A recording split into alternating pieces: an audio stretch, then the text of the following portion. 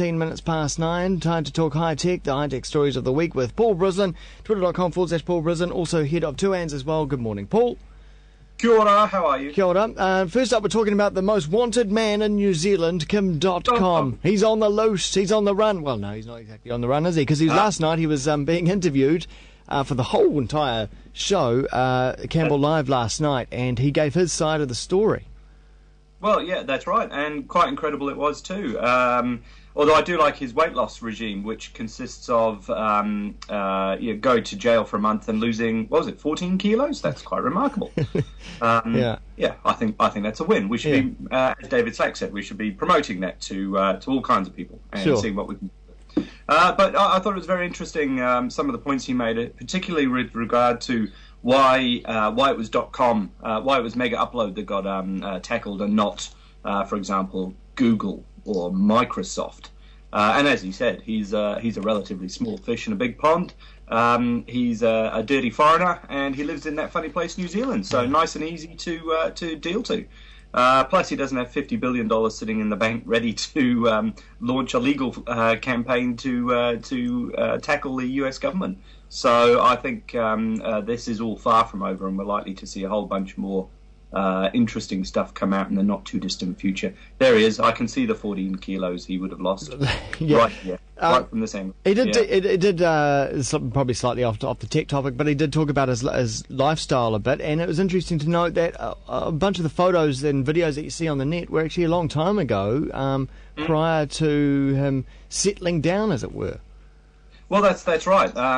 He's clearly been a bit of a ratbag in years gone by. He's got a past. He's absolutely happy to flaunt it. I don't think any of that's helped him in his current situation, predominantly because he comes across looking like something of a tool.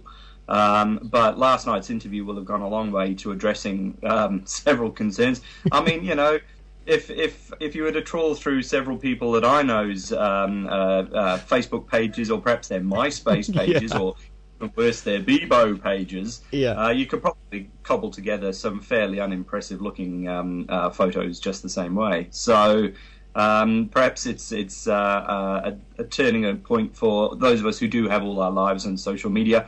Just be aware that you could end up being arrested for looking like made to look like a complete goober at some point. He's been turned, but by his persecution, he's been turned into a bit of a geek hero, don't you think?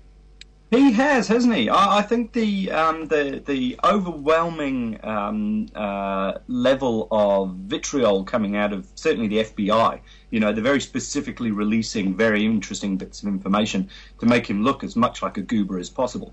And I think that's probably worked against them in many respects. So I'm sure there are people who aren't paying as much attention sitting at home going, oh, he looks like a weirdo, and certainly my first response when I saw the videos is, here's a man who's doing something really dodgy.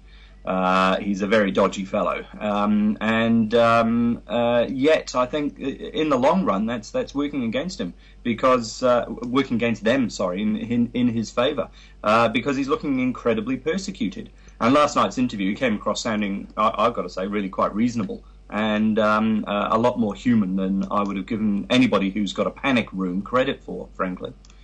Anyway, I think he's more fascinating than Angelina Jolie's leg, to be fair.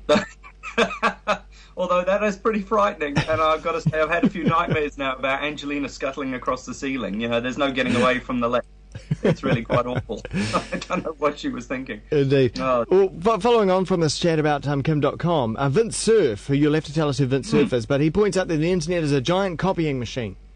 That's right, and this is it's an important point to make. We talk about, so Vint. First of all, you're quite right. Vint Cerf is often described as the father of the internet. He's one of the guys who came up with the idea of TCP/IP, which is the protocol that underlines everything we do on the internet. And we always talk about speed when we're talking about the internet. Fast connections, ultra fast broadband, all this kind of thing. But it really does confuse the issue, because I don't know if you've noticed, but nothing actually moves when you are sending data around the world. If I send you an email, I write it onto my computer. My computer then copies it onto the ISP's computer. The ISP's computer copies it onto your ISP's computer, and then your ISP copies it onto your machine so you can read it. That's quite a simplified version. There's a lot more copying going on. But this gets down to this whole thing. What is data, and what is a 1 and 0? Is it a physical thing? Can you weigh it? Yep. Is it measurable? That's right. It has, short of the actual electrons moving backwards and forwards, nothing is actually changing hands. I am not sending you anything. I am making lots and lots of copies to get to you a copy of what I originally wrote. Even this video at the moment is the same thing. The video is not leaving here. It's not being broadcast in the traditional sense. It is being copied across the internet. So the idea that we can stop the internet from making copies of things is really going to the fundamental basis of how the internet works. And Vint Cerf is quite right. He said that the internet is a giant copying machine. There he is, looking very dapper. He's a very interesting chap. If you do get a chance to meet him, he's well worth a conversation. Because basically they built the internet predominantly for military use back in the day, of course, to ensure that you cannot stop the information getting around, and copying lots and lots of copies is the way to do that. So anytime you start introducing legislation that says thou shalt not copy, you shall not make an intermediary copy of anything for your own purposes. I'm sorry, but that's how the internet works. If you stop people being able to make copies of things, you will stop the internet, and we won't be able to share content in quite the way we have today. Indeed. Okay. Well, that's some very good points. Love it. Very good points from Vint Cerf. Yeah. Moving on to the TPPA negotiations. Now, this is all tied into this as well, isn't it? It is. So the TPPA is the Trans-Pacific Partnership Agreement, and this is an agreement between a number of Pacific Rim countries. New Zealand's one of them. It started out several years ago. Hey, why don't we all get together? We'll form a little club. We can all trade with each other without these nasty trade tariff barriers and all the rest of it that go on. And it's been quite successful. So successful that, unfortunately, the Americans are getting involved. And as soon as the Americans have got involved, all of a sudden we've moved from let's have these free and open access trade decisions being made to, by the way, we want to block your Pharmac from getting hold of cheap drugs and subsidising drugs, because that clearly is against the whole preface of a free trade agreement.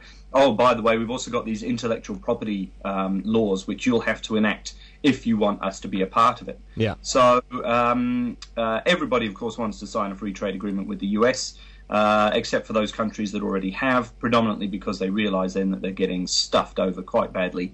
You just look at the Australians now who are being sued, the Aussie federal government being sued by the cigarette makers because they're now insisting on plain packaging, and of course that will damage the American companies' ability to trade in Australia. Therefore, under the terms that you've signed, it's a bad thing. So here in New Zealand, MFAT, the Ministry of Foreign Affairs and Trade, are doing a splendid job of trying to steer this whole thing through very, very murky waters these days. There's a big meeting going on in Melbourne at the moment. One of the problems is that it's all held in secret, and they don't like to discuss any of this kind of thing until it's all been signed.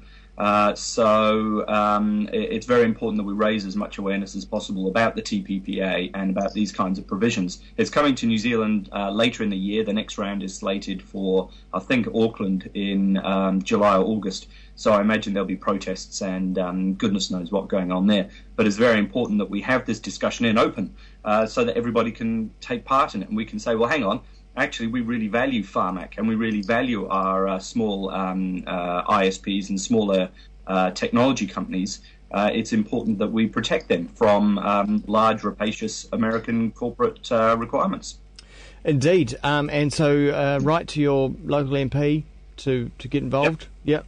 That's right. Yeah. Tell your local MP that you are very concerned about all of this and you want to know what's going on. Don't just sit back and allow it to roll on, because the whole thing's being conducted in secret. And if we're not careful, it'll be signed by the government before we know what's in it. And at that point, it's far too late. There's not much we can do there. It'll include things like copyright. We've just fought the ACTA and PIPA provisions. There are provisions similar to those in the TPPA discussions, from what we can gather. And as I say, Pharmac, it doesn't stop with IT companies. Pharmac is also at risk. intellectual property rights in New Zealand are very important to us. So we've got to protect those. Yeah. Okay, and finally, in gadget news for the week, the Mobile World Congress was on this week, so all the manufacturers from all the various mobile phone makers all get together and show off their new devices, and Nokia had something really just out of left field, quite unexpected. That's right. So phones are, of course, the new cameras. Every phone comes with at least one or two cameras built in. Mine is an iPhone, and I don't know what the resolution is on here. It's probably about a 6 megapixel. I've actually lost track. I've seen 8 megapixel cameras. Nokia's come out with a 41 megapixel camera. Holy cow! 41. 41 megapixels. This is really. It's a bit like. It's not very subtle. It's throwing horsepower. I've got the biggest engine in my car, therefore it will be the best. It's interesting that Nokia's gone this route. It can stream high definition. It can shoot high definition video, 1080p video at 30 frames a second without too much trouble. Wow. It's so high resolution, the camera, that the screen on the phone will not show the whole picture, because it just doesn't have the resolution to cope with it. It is quite a serious camera. At 41 megapixels, of course, you take one photo and then the memory's gone because it would take up. That's right. But isn't 41 megapixels? I mean, it's bigger than a billboard, isn't it? I mean, it is. It's massive. Yeah. And the problem is that megapixels is only one measure of quality of the image. Right. You can't just increase the quality by increasing the megapixels resolution or capability of your camera.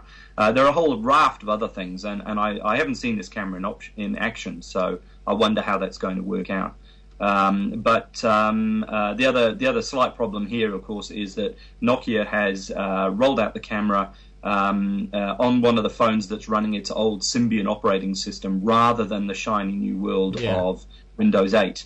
And I think if it was on a Windows 8 camera phone, then that's really quite useful and quite interesting. But on the old Symbian system, you sort of go, well, basically it's a low-grade camera with a very high resolution on a boring operating system. I wouldn't go out of my way to buy it. Yeah. But interesting that they can do that these days. It's more like proof of concept, really, isn't it? It is. It's a bit like it's a concept car for a phone. Yeah. So good on them for doing it and pushing the barrow, and we'll see where it goes from here. All right, twitter.com/Paul Brislen for more Paul action. But thanks very much for today. Cheers. Take care.